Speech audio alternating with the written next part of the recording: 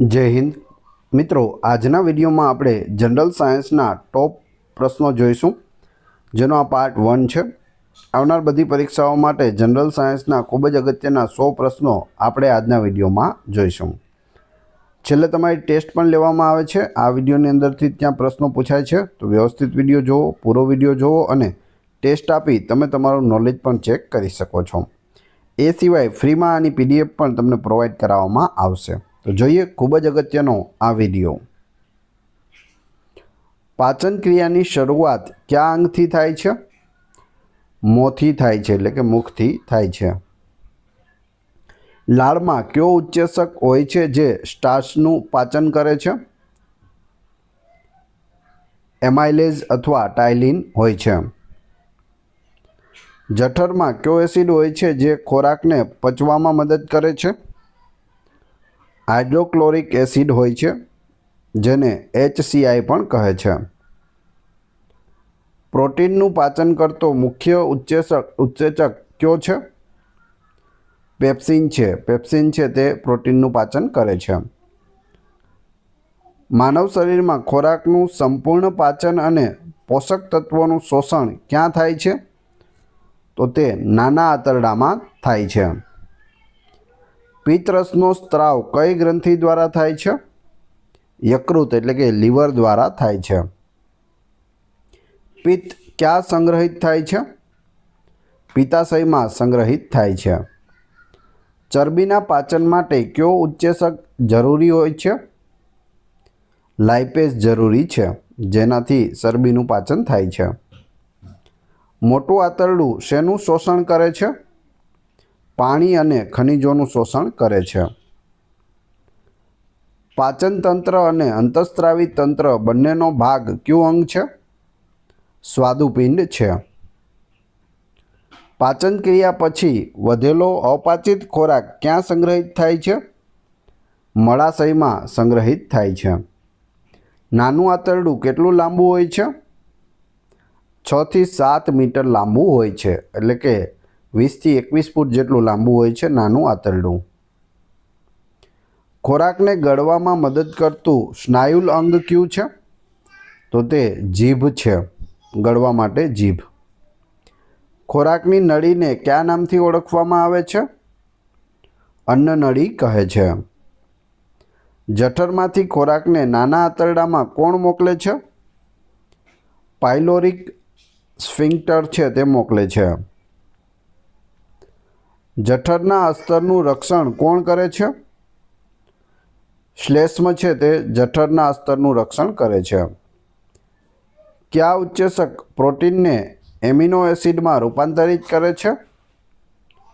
Trypsin અને કાયમોટ્રિપ્સિન કરે છે। પાચન ક્રિયામાં યકૃતનું મુખ્ય કાર્ય શું છે? પિત્તનું ઉત્પાદન અને ચરબીનું ઇમલ્સિફિકેશન છે। દાંતનો સૌથી કઠણ ભાગ કયો છે? એનામલ છે। નાના આંતરડાના 3 ભાગ કયા છે? ડ્યુઓડેનમ, જેજુનમ અને ઇલિયમ। વાયુ વિનિમય કયા અંગમાં થાય છે? ફેફસામાં થાય છે। ફેફસાનો સૌથી નાનો અને મુખ્ય એકમ કયો છે જ્યાં વાયુઓનું આદાન પ્રદાન થાય છે? વાયુકોષ્ઠો છે। શ્વાસનળીને કયા નામથી ઓળખવામાં આવે છે? ટ્રેકિયા તેને કહે છે। ઓક્સિજનના પરિવહન માટે રક્તમાં કયો ઘટક જવાબદાર છે? હિમોગ્લોબિન છે તે જવાબદાર છે। શ્વાસ લેવાની અને છોડવાની ક્રિયા કયા સ્નાયુ દ્વારા નિયંત્રિત થાય છે? ડાયાફ્રામ દ્વારા થાય છે। શ્વસન તંત્રનો કયો ભાગ ખોરાકને શ્વાસનળીમાં જવાથી અટકાવે છે? તો એ છે એપિગ્લોટિસ। શ્વાસનળી ફેફસામાં પ્રવેશતા કઈ 2 નળીઓમાં વિભાજિત થાય છે? બ્રોન્કાઇમાં વિભાજિત થાય છે। અવાજ ઉત્પન્ન કરતું અંગ કયું છે? સ્વરપેટી છે। પુખ્ત વયના મનુષ્યની સામાન્ય શ્વાસ દર પ્રતિ મિનિટ કેટલો હોય છે? આશરે 12 થી 20 હોય છે, એટલે 12 થી 20ની અંદર હોય છે। કયો વાયુ ફેફસામાં ઓક્સિજન કરતાં વધુ ઝડપથી ઓગળે છે? તો એ છે કાર્બન મોનોક્સાઇડ. શ્વસન ક્રિયા દ્વારા કયો વાયુ બહાર નીકળે છે? કાર્બન ડાયોક્સાઇડ એટલે કે CO2 બહાર નીકળે છે. ફેફસા કઈ પાંસળીઓની અંદર સુરક્ષિત હોય છે? પાંસળી પિંજર, જેને રિબ કેજ કહે છે. ફેફસાને આવરણ કરતો પડદો કયો છે? પ્લ્યુરા છે. કોષીય શ્વસન ક્યાં થાય છે? માઇટોકોન્ડ્રિયામાં થાય છે. ઓક્સિજન વગર થતા શ્વસનને શું કહેવાય છે? અજારક શ્વસન કહે છે. ઊંડો શ્વાસ લેવાથી ફેફસામાં ભરાયેલા વાયુનું કદ શું કહેવાય છે?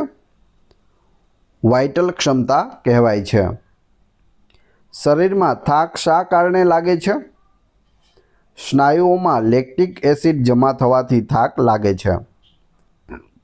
નાકમાંથી હવા અંદર લીધા પછી તે ક્યાં જાય છે? ગળાના ભાગમાં જાય છે. ફેફસાનું સૌથી મહત્વપૂર્ણ કાર્ય શું છે? શુદ્ધ અને અશુદ્ધ વાયુનું આદાન પ્રદાન કરવું. શ્વસન તંત્રના કયા ભાગમાં વાળ અને શ્લેષ્મ હોય છે જે ધૂળને અટકાવે છે? નાસિકા માર્ગમાં હોય છે. રક્તનું મુખ્ય કાર્ય શું છે? ઓક્સિજન, પોષક તત્વો અને અંતઃસ્ત્રાવોનું પરિવહન કરવું. રક્તના મુખ્ય ઘટકો કયા છે? પ્લાઝમા, લાલ રક્તકણો, શ્વેત રક્તકણો અને પ્લેટલેટ્સ. કયું રક્તકણ શરીરમાં રોગપ્રતિકારક શક્તિ પ્રદાન કરે છે? શ્વેત રક્તકણ છે, જેને આપણે WBC કહીએ છીએ, વ્હાઇટ બ્લડ સેલ્સ, તે રોગપ્રતિકારક શક્તિ પ્રદાન કરે છે. રક્ત ગંઠાઈ જવા માટે કયું પ્રોટીન જવાબદાર છે? ફાઇબ્રિનોજેન છે તે જવાબદાર છે. હૃદયના કેટલાક ખંડ હોય છે? ચેમ્બર કેટલી હોય છે? 4 ચેમ્બર હોય છે. અલગ અલગ પ્રાણીઓમાં અલગ અલગ હોય છે. અહીં મનુષ્યની વાત છે તો આપણા હૃદયમાં 4 ચેમ્બર હોય છે. કઈ ધમની હૃદયને રક્ત પૂરું પાડે છે? કોરોનરી ધમની છે તે હૃદયને રક્ત પૂરું પાડે છે. સૌથી મોટી ધમની કઈ છે? મહાધમની છે. કઈ નસ ઓક્સિજનયુક્ત રક્ત વહન કરે છે? ફેફસાની નસ. કયા રક્ત જૂથને સાર્વત્રિક દાતા કહેવાય છે? O નેગેટિવને સાર્વત્રિક દાતા કહે છે. કયા રક્ત જૂથને સાર્વત્રિક ગ્રાહી કહે છે? AB પોઝિટિવ સર્વગ્રાહી રક્ત જૂથ છે, એટલે કે બ્લડ ગ્રુપ છે. રક્તનું દબાણ માપવા માટે કયા સાધનનો ઉપયોગ થાય છે? સ્ફિગ્મોમેનોમીટરનો ઉપયોગ થાય છે. રક્તના પ્રવાહી ભાગને શું કહેવાય છે? પ્લાઝમા કહે છે. સામાન્ય પુખ્ત મનુષ્યમાં કેટલું રક્ત હોય છે? આશરે 5 થી 6 લીટર હોય છે. હૃદયના ધબકારા માપવા કયા સાધનનો ઉપયોગ થાય છે? સ્ટેથોસ્કોપનો ઉપયોગ થાય છે. જે ડૉક્ટરના ગળામાં લાગેલું હોય તેને શું કહે છે? સ્ટેથોસ્કોપ. તેના દ્વારા હૃદયના ધબકારા મપાય છે. લાલ રક્તકણોનું આયુષ્ય કેટલું હોય છે? RCB રેડ બ્લડ સેલ્સનું આયુષ્ય 120 દિવસનું હોય છે. હૃદયને પંપ કરવાનું કાર્ય કોણ કરાવે છે? હૃદયના સ્નાયુઓ કરાવે છે. હૃદયના કયા ખંડમાં શુદ્ધ રક્ત ફેફસામાંથી આવે છે? ડાબું કર્ણક. પ્લેટલેટ્સનું મુખ્ય કાર્ય શું છે? રક્ત ગંઠાઈ જવામાં મદદ કરવી. કઈ રક્તવાહિનીઓ ઓક્સિજન વિહીન રક્ત વહન કરે છે? શિરાઓ કરે છે. હૃદયના ધબકારાનું નિયમન કોણ કરે છે? પેસમેકર કરે છે. ચેતાતંત્રનો મૂળભૂત એકમ કયો છે? ચેતાકોષ છે. મગજના કયા ભાગને શરીરનું કંટ્રોલ સેન્ટર કહેવાય છે? સેરેબ્રમને શરીરનું સુકાની કહેવામાં આવે છે, એટલે કે શરીરનું કંટ્રોલ સેન્ટર કહે છે. મગજના મુખ્ય 3 ભાગ કયા કયા છે? અગ્ર મગજ, મધ્ય મગજ અને પશ્ચ મગજ. શરીરનું સંતુલન અને હલનચલન કયો ભાગ નિયંત્રિત કરે છે? સેરેબેલમ છે તે નિયંત્રિત કરે છે. સુષુમ્નાનું મુખ્ય કાર્ય શું છે? સુષુમ્નાનું મુખ્ય કાર્ય છે તે મગજ અને શરીરના અન્ય ભાગો વચ્ચે સંદેશાનું વહન કરવું છે. અનૈચ્છિક ક્રિયાઓ જેમ કે શ્વાસ અને હૃદયના ધબકારા કોણ નિયંત્રિત કરે છે? લંબમજ્જા કરે છે.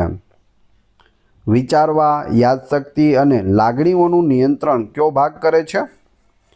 સેરેબ્રમ કરે છે. કયા ભાગ દ્વારા ચેતાકોષ માહિતી પ્રાપ્ત કરે છે? ડેન્ડ્રાઇટ્સ દ્વારા કરે છે. પરાવર્તી ક્રિયાઓનું મુખ્ય કેન્દ્ર કયું છે? સુષુમ્ના છે, જેને સ્પાઇનલ કોર્ડ પણ કહે છે. ચેતાતંત્રના કયા ભાગને માહિતીનો પુલ કહેવાય છે? પોન્સને માહિતીનો પુલ કહે છે. કઈ રચના મગજને આઘાતથી બચાવે છે? ક્રેનિયમ છે તે આઘાતથી બચાવે છે.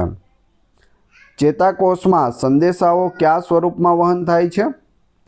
વિદ્યુત રાસાયણિક આવેગમાં થાય છે. ચેતાકોષો વચ્ચેના જોડાણને શું કહેવાય છે? સાયનેપ્સ કહેવાય છે. પેરિફેરલ ચેતાતંત્રમાં કેટલી જોડ ચેતાઓ હોય છે? 31 જોડ સુષુમ્ના ચેતા અને 12 જોડ મસ્તિષ્ક ચેતા હોય છે. કયા હોર્મોનને ફાઇટ ઓર ફ્લાઇટ લડો કે ભાગો હોર્મોન કહેવાય છે? એડ્રેનાલિનને કહેવાય છે. રંગ પારખવાની ક્ષમતા કયા ભાગમાં હોય છે? શંકુ કોષોમાં હોય છે. શરીરના તાપમાનનું નિયંત્રણ કોણ કરે છે? હાઇપોથેલેમસ કરે છે. ચેતાતંત્રનો કયો ભાગ બાહ્ય ઉત્તેજનાઓને પ્રતિભાવ આપે છે? સંવેદી ચેતાકોષો આપે છે. મિત્રો, આમાંથી ઘણા બધા પ્રશ્નો છે તે પ્રીવિયસ પરીક્ષાઓમાં પૂછાયેલા છે. ખૂબ જ અગત્યનો વિડીયો છે, તો વ્યવસ્થિત જોતા રહેજો. આપણે આગળ PDF વિશે પણ વાત કરીશું. વિડીયો પસંદ આવી રહ્યો હોય તો લાઇક, કોમેન્ટ, શેર અને સબસ્ક્રાઈબ કરવાનું ના ભૂલશો. સુષુમ્ના ચેતાનું મુખ્ય કાર્ય શું છે? સંવેદનાઓ અને પ્રતિક્રિયાઓનું સંકલન કરવું. મગજનો સૌથી મોટો ભાગ કયો છે? સેરેબ્રમ છે. કઈ ગ્રંથિને માસ્ટર ગ્લેન્ડ કહેવાય છે? પિચ્યુટરી ગ્રંથિને માસ્ટર ગ્લેન્ડ કહે છે. ઇન્સ્યુલિનનો સ્ત્રાવ કઈ ગ્રંથિ દ્વારા થાય છે? સ્વાદુપિંડ દ્વારા થાય છે.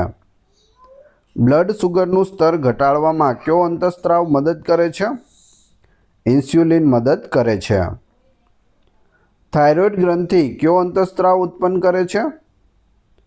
થાઇરોક્સિન ઉત્પન્ન કરે છે. થાઇરોક્સિનનું મુખ્ય કાર્ય શું છે? ચયાપચયનું નિયંત્રણ કરે છે, એટલે કે મેટાબોલિઝમનું નિયંત્રણ કરે છે.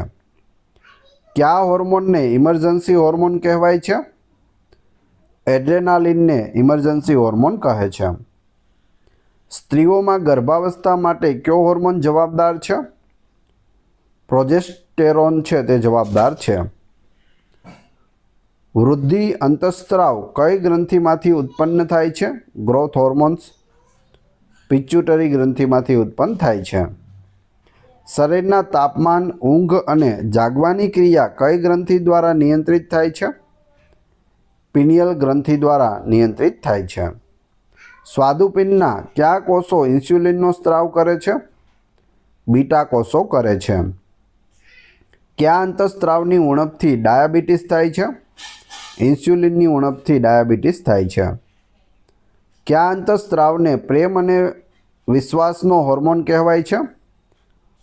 ઓક્સિટોસિનને કહેવાય છે. એડ્રેનલ ગ્રંથિ ક્યાં સ્થિત હોય છે? કિડનીની ઉપર સ્થિત હોય છે. ગોઈટર રોગ કયા અંતઃસ્ત્રાવની ઉણપથી થાય છે? થાઇરોક્સિનની ઉણપથી થાય છે. ટેસ્ટોસ્ટેરોન કયા અંગમાં ઉત્પન્ન થાય છે? શુક્રપિંડમાં ઉત્પન્ન થાય છે. અંતઃસ્ત્રાવી ગ્રંથિઓને નલિકાવિહીન ગ્રંથિઓ શા માટે કહેવાય છે? કારણ કે તે સીધા રક્તમાં છે તે અંતઃસ્રાવ છોડે છે એટલા માટે. કયો હોર્મોન પાણીનું પુનઃશોષણ નિયંત્રિત કરે છે? વાસોપ્રેસિન અથવા ADH. કયો અંતઃસ્રાવ ગ્લુકોઝનું સ્તર વધારવામાં મદદ કરે છે? ગ્લુકાગોન કરે છે. અંતઃસ્રાવોનું કાર્ય શું છે? શરીરના વિવિધ કાર્યોનું નિયંત્રણ અને સંકલન કરવું. કઈ ગ્રંથિમાંથી લડો કે ભાગો હોર્મોનનો સ્ત્રાવ થાય છે? એડ્રેનલ ગ્રંથિમાંથી થાય છે. હવે તમારી ટેસ્ટ, જે આપણે વિડીયો જોયો તેમાંથી તમને અહીં પ્રશ્નો પૂછવામાં આવે છે, જેના જવાબ તમારે ક્રમશઃ કમેન્ટ બોક્સમાં આપવાના છે, જેથી મને ખ્યાલ આવે કેટલા લોકોએ વ્યવસ્થિત વિડીયો જોયેલો છે અને પરીક્ષામાં જો આવા પ્રશ્નો પૂછાય તો તમને આવડે છે કે નહીં. એ પછી આપણે PDF વિશે પણ વાત કરીશું. વિડીયો પસંદ આવી રહ્યો હોય તો લાઇક, કોમેન્ટ, શેર અને સબસ્ક્રાઈબ કરવાનું ના ભૂલશો.